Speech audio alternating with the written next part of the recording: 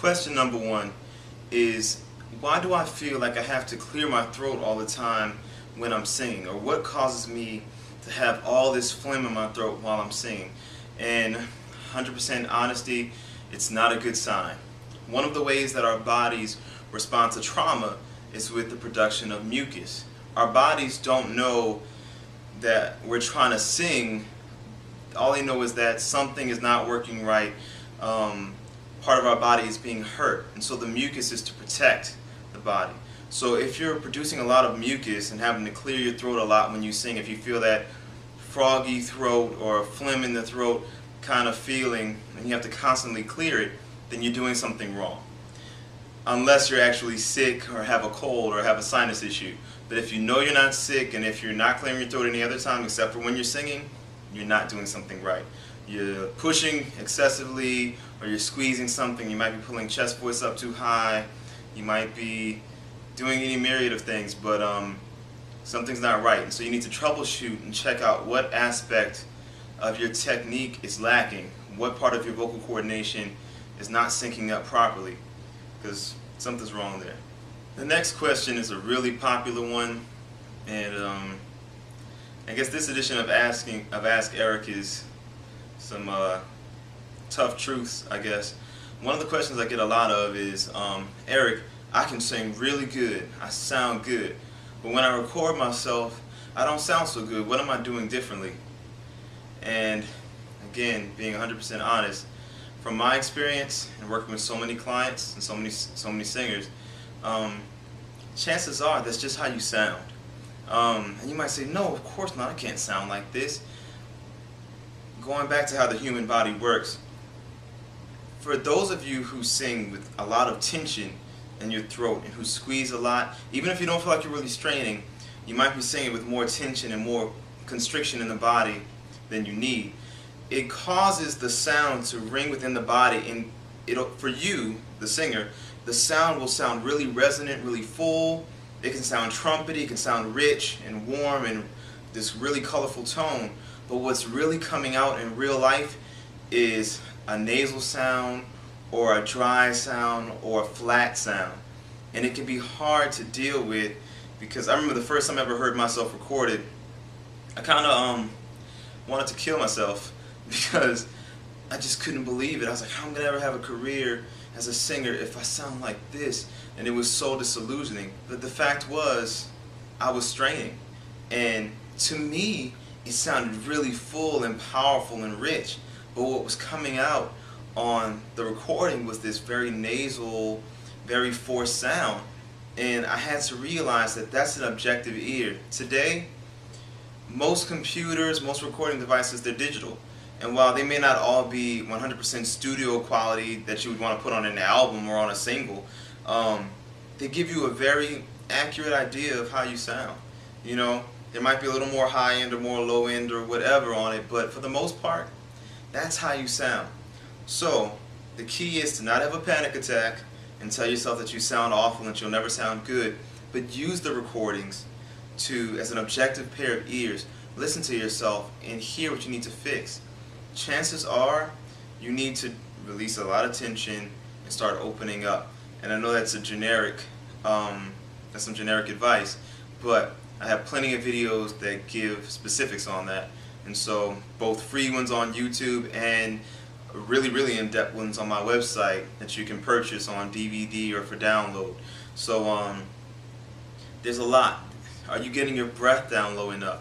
Are you blending your registers, or are you pulling up again? Is your larynx shooting up and giving you a squeezed sound?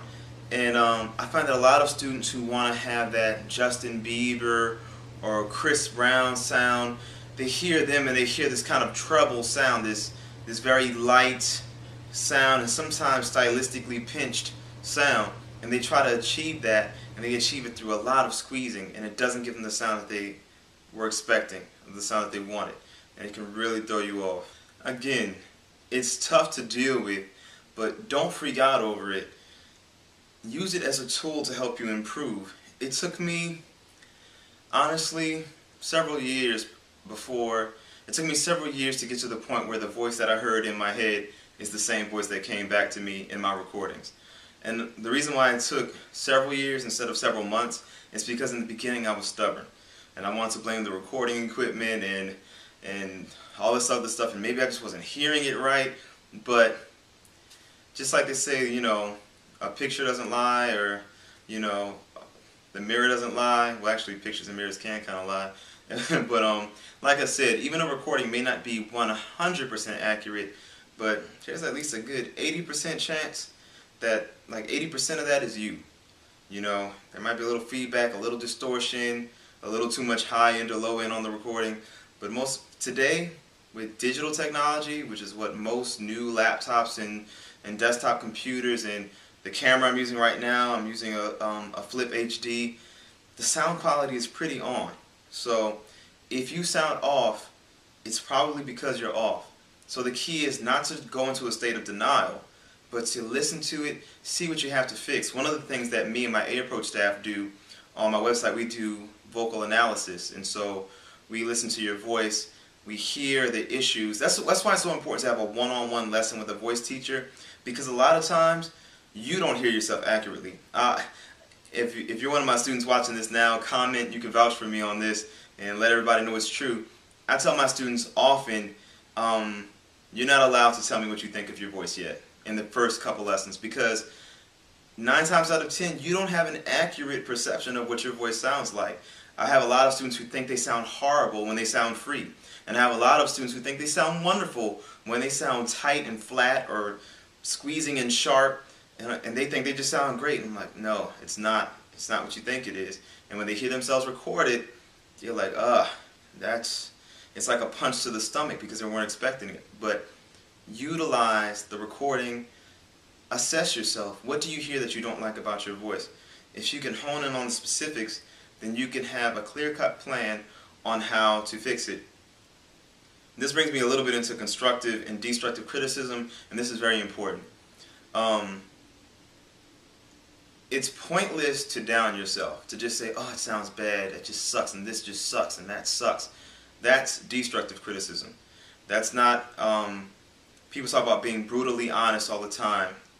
Honesty doesn't have to be brutal. There's no sense in that. Honesty is pure in itself. There's no need for brutal honesty, just truth. So what you need to do is listen to yourself and use specific terms. Are you flat? Are you sharp? Do you sound tight? Does it sound too breathy? Does it sound too heavy? Does it sound too this, too that? But be very specific with it. And you know, are you off the rhythm? Are you having trouble finding the beat?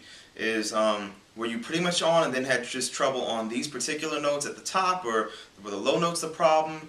Were you using too much head voice, too much chest voice? Be specific. That way you can come up with a specific solution.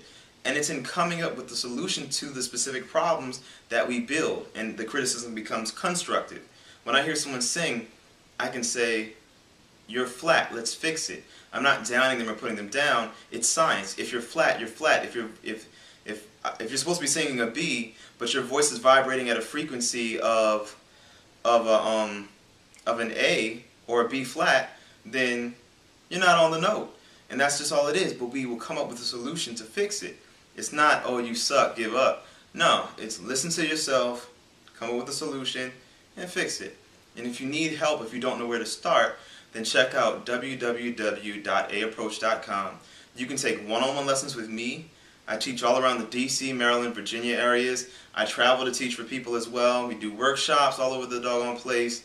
I'm a teacher at the Maryland Performing Arts Center. I do workshops everywhere. I teach privately. You can work with me on Skype. I have staff. If you can't work with me, you can work with them. And one of the things that we focus on is assessing the voice, targeting specifically what the issues are, and honing right in on those, because everybody is different. And so if you're listening to yourself, doesn't sound the way you want, don't give up and, you know, fall into despair. There is hope. This same thing applies to all of those who have sent me messages of, you know, I normally sound great when I'm singing with the radio, but when the radio turns off, then suddenly I don't sound as good. Well, when you're singing along with Leona Lewis or Freddie Mercury, if the volume's kind of up, Leona or Freddie might be doing most of the work there, you know, and so it may not be as much of you as you think. And sometimes the radio really does help you stay in tune because you can kind of hear them and it locks you in. But either way, you can't lean on that stuff. So you've got to learn to start singing by yourself, and it's got to sound good with just you. And you've got to be able to keep yourself in tune and learn to hear yourself accurately. Good singing is 80% hearing. You've got to be able to hear yourself accurately. You can have the best tone in the world, but if you're singing all the crazy pitches that are out of tune with the key, then you're going to sound bad. Or if you're really out of rhythm, you're going to sound bad. You have to listen with a focused mind and with an honest ear. Learn to be truthful with yourself. Don't lie to yourself about how you sound. This is not the same as downing yourself.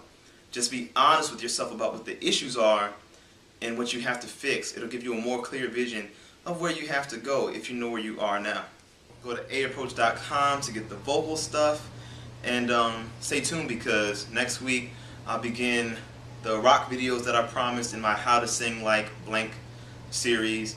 And so I don't want to give away just yet, but you know, rock is so diverse, and so I'll be covering many aspects of rock, from past rock legends to current rock superstars. So stay tuned. Until next time, peace.